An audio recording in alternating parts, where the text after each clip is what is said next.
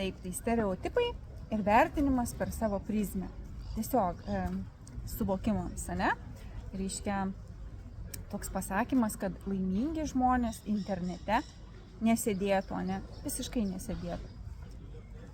Gyventų tik tai džiunglėse, žiūrėtų visą dieną į dangų, oloje, po palme ar dar kažkur. Tai reiškia, kad tai visiškai yra įmanoma ir tikrai tokių žmonių yra, kurie tikrai neturi interneto. Bet aš šitoje vietoje norėčiau papasakoti Prabhupada, šventas žmogus iš dvasinio pasaulio. Jis atėjo kaip mokytojas tam, kad pasauliui duotų Hare Krishna judėjimą. Kas žinot, kas manęs klauso. Ir kas vyko, reiškia.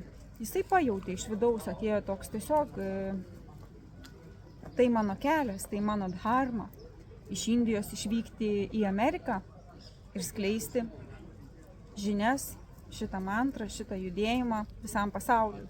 Amerikai, kuri yra labiausiai vakarietiškos kultūros atspindys ir tikrai nepaneigsim niekaip, kad visi tie baubai, visos bjaurastis ateina pagrindai iš Amerikos. Tai nereiškia, kad ten nėra kažkokių žmonių, tai jeigu net šventas žmogus ten nuvyko, tai nereikia taip vertinti visumos, kaip ten lietuviai tokie, ten anglai tokie. Ne dėl to, bet tai yra faktas ir tai yra nepaneigiamas faktas, kad daug kas ateina iš Amerikos ir iš vakarų kultūros. O rytuose, Tibetas, ten Tailandas, Indija yra dar išlikusios tos tradicijos ir ten dar gali pasijausti taip, lyg tai grįžtum 200 metų atgal į tokią civilizaciją, kurios dabar net neberas ir tai yra, kur visi gyvūnai, beždžionės, kaip aš sakau, žmonės, visi yra vienas ir tas pats. Kai Prabhupada išvyko į Ameriką, jo misija buvo skleisti šį judėjimą. Jeigu jūs paskaitysite Prabhupados istoriją, reiškia, visi jo mokiniai, pirmieji ir dauguma buvo būtent narkotikus vartojantis žmonės, nes jie norėdavo apsvaigti, apsipūsti. Jie ieškojo kažko gilesnio gyvenime, nes nepaslaptis, kad tie, kurie vartoja alkoholį ar narkotikus, jie labai stiprią egzistencinę kančią jaučia. Ir tai ką galima pasakyti? Jo gyvenimo kelias buvo toks, Amerika, tarsi nedvasiška, bet jis turėjo išplatinti tai žmonėms. Jisai norėjo dalintis šituo džiaugsmu, šitą laimę su visais, nepaisant kas jie tokie, kokia etiketė jiems priklijuota. Ir jo mokiniai dauguma buvo pasekėjai, būtent tokie, kurie šiai dienai galbūt būtų išmesti iš visuomenės ar dar kažką. Visi yra lygus. Dievo paieškose visi yra lygus ir ką tai sako, tai reiškia, kad jeigu kažkas yra Facebook'e, tas, kurį jūs laikot dvasingu ir sakot, kad jisai Facebook'e nesėdėtų, nes jisai ir taip laimingas, kam jam šito reikia, jisai sėdi čia iš nelaimingumo.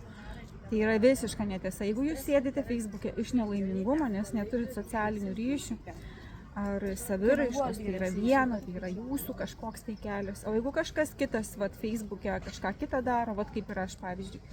Visi žmonės, kurie šiandien yra mano gyvenime, bendraminčiai, pabrėžiu, ne draugai galbūt, kažkas draugai, kažkas bendraminčiai, atsirado būtent per internetą.